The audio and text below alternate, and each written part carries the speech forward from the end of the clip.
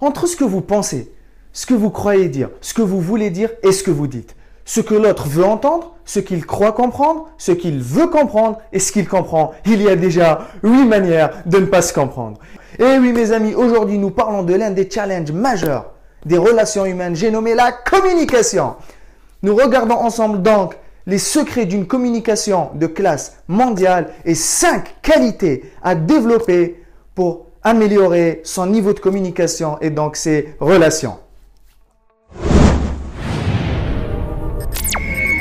Bonjour à tous les amis, c'est Anis Mayou, fondateur de Transformer votre potentiel. Bienvenue sur cette nouvelle capsule du mercredi, votre dose d'inspiration et de motivation pour faire face efficacement à vos défis du quotidien. Et aujourd'hui, nous parlons de l'un des défis majeurs des relations humaines, j'ai nommé la communication. Alors tout d'abord, la communication, c'est quoi? La communication, c'est cet art d'entrer en lien, d'entrer en relation avec les gens. Donc qui dit communication, dit échange, dit osmose, dit congruence, ou dit différence, conflit, attaque, défense. C'est tout ça la communication. C'est un vaste champ que nous traitons aujourd'hui.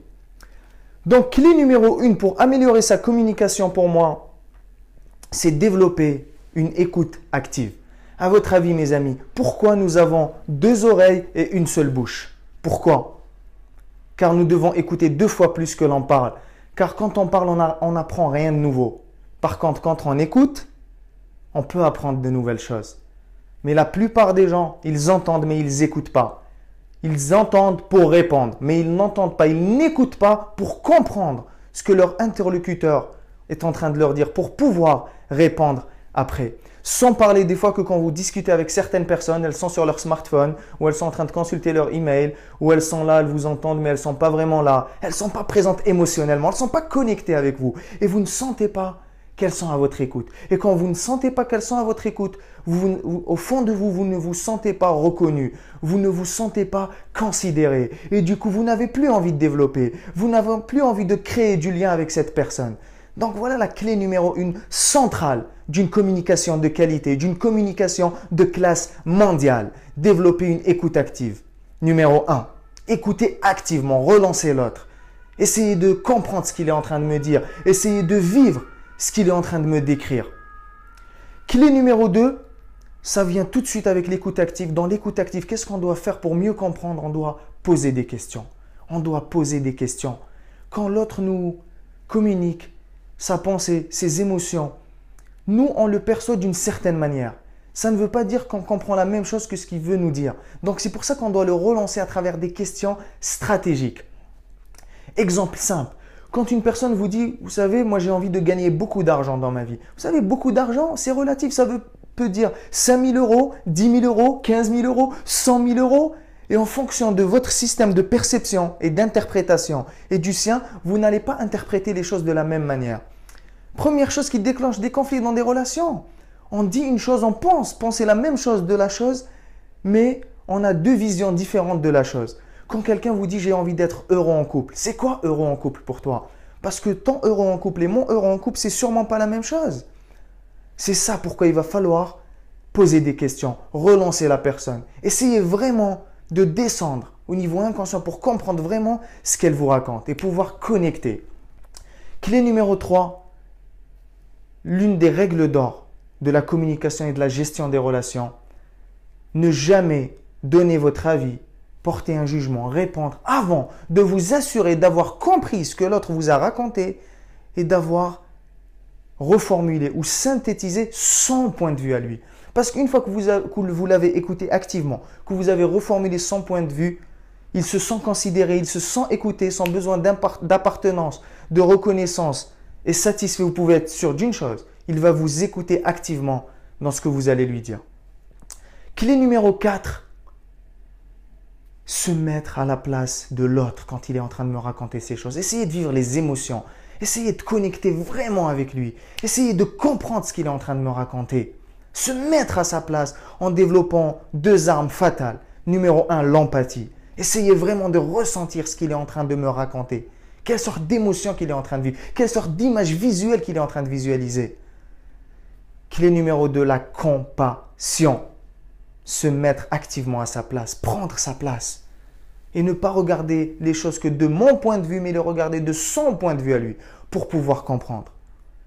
Et enfin, clé numéro 5, passer d'une situation ou d'une relation de conflit ou de confrontation à une relation de collaboration où on se donne la main. On passe du conflit où on se donne la main. On essaye ensemble d'aller plus loin, de dépasser nos divergences de point de vue, de dépasser nos jugements, nos interprétations et de ensemble aller un peu plus loin dans notre relation. C'est ça parce que vous savez souvent dans une relation, surtout quand il y a un fort impact émotionnel, quand c'est des gens qui comptent pour vous, souvent quand on parle de sujets sérieux, on rentre dans des situations conflictuelles parce qu'il y a une divergence de point de vue. On n'a pas le même avis sur une chose et là on rentre dans des conflits, deux types de comportements. Soit on fuit le conflit, on fuit la conversation, soit on est dans un mode attaque, fuite ou attaque. Soit je fuis le conflit, soit j'attaque. Quand je vois la personne, si j'ai du ressentiment, regardez juste cette personne en réunion que vous ne voulez pas voir ou ce camarade avec qui vous vous êtes embrouillé, etc. Dès que vous le voyez, soit vous l'attaquez, c'est toujours à cause de toi, c'est toujours à cause de toi que ça se passe comme ça. Toi, tu ne me comprends jamais, avec toi, c'est toujours la même chose. Tu peux jamais te mettre à la place des autres. Tu sais pas moi ce que j'ai fait pour arriver là. Vous voyez un peu le schéma? On le voit tous les jours dans nos sociétés malheureusement.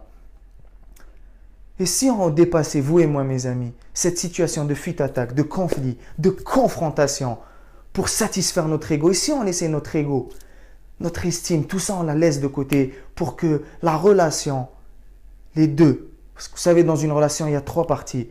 Il y a moi, il y a vous, il y a toi plus moi. Il y a moi, il y a toi plus moi. Il y a trois parties dans une relation. Moi, je privilégie le toi plus moi, plutôt que moi j'ai raison et toi tu as tort. Et c'est là où on passe à la collaboration et on peut ensemble dépasser nos divergences de point de vue et aller à un autre niveau. Donc voilà aujourd'hui mes amis, 5 grandes qualités pour améliorer sa communication. Numéro 1, développer une écoute active. Numéro 2, poser des questions pour mieux comprendre. Numéro 3, reformuler le point de vue de l'autre et s'assurer d'avoir bien compris ce qu'il nous a dit. Numéro 4, se mettre à la place de l'autre en développant de l'empathie proactive et de la compassion. Et enfin, numéro 5, passer d'une situation de confrontation à une situation de collaboration. Voilà mes amis, n'hésitez pas à partager massivement cette nouvelle vidéo car elle peut aider un grand nombre de personnes quand on voit les relations et les conflits qu'il y a dans notre monde actuel. N'hésitez pas également à vous abonner juste ici pour recevoir toutes nos prochaines vidéos pour toujours plus de confiance, plus de résultats et plus de leadership. Quant à moi, je vous retrouve très prochainement dans une nouvelle vidéo et jusqu'à notre prochaine communication, vous connaissez la maxime maintenant, prenez toujours le soin d'élever vos standards, de protéger vos rêves, d'oser être différent et de faire partie de ces gens-là qui vont améliorer leur communication et donc leurs relations et qui vont réellement faire une différence dans le monde. C'était Anis Mayou. Au revoir tout le monde. Tu sais quoi? Je viens de me rappeler que j'ai un entretien d'embauche la semaine prochaine. Je suis tellement stressé. Rien qu'à l'idée d'y penser à ce moment, j'ai une boule au ventre. Je ne sais vraiment pas comment je vais faire. Est-ce que tu connais toi? Est-ce que tu as des astuces pour m'aider à réussir mon entretien d'embauche? Est-ce que tu connaîtrais des gens qui pourraient vraiment m'aider? Parce que si ça continue comme ça, je pense que je ne vais même pas me rendre à cet entretien d'embauche.